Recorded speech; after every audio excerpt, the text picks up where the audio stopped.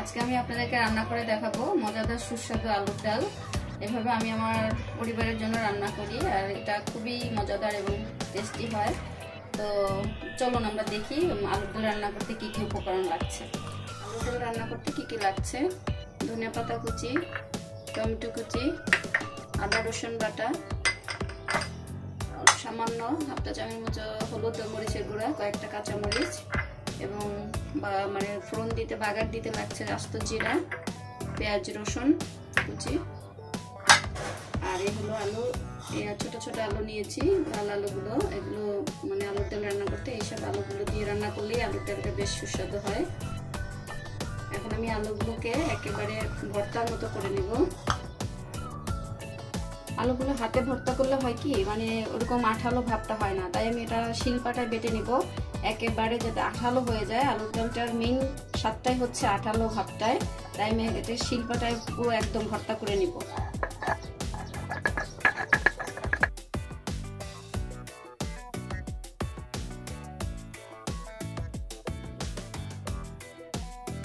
আদা রসুন বাটা হাফ চামচ করে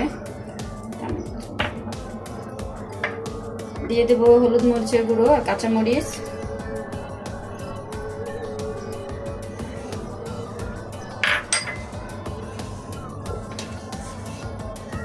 স্বাদ মতো লবণ। এটাকে আমি এখন ভালো করে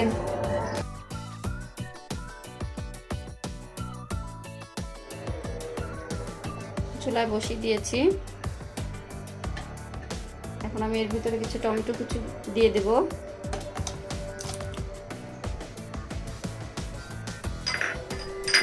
এটাকে প্রায় 20 মিনিটের মতো রান্না করব।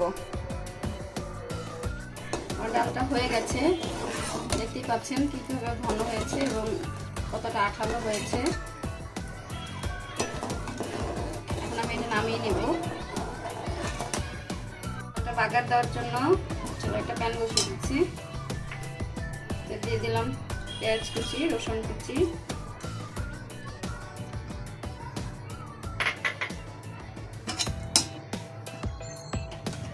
দিয়ে দিলাম সাদা তেল,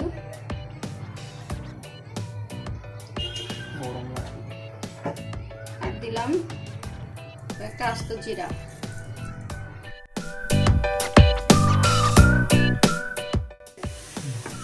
আমার পেঁয়াজটা প্রায় হয়ে গেছে। এখন এর মধ্যে দিয়ে দেবো 3-4টা শুকনো মরিচ। শুকনো মরিচের কালারটা লাল থাকে, দেখার সৌন্দর্যের জন্য আর কি। আমি এটা আবার আলুর ডালের সাথে মিক্স করে দিব।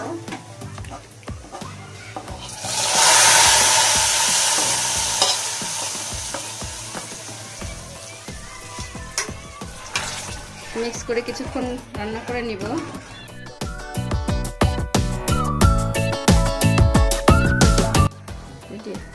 আমার ডালটা হয়ে গেছে, এখন আমি চুলাটা বন্ধ করে দিচ্ছি।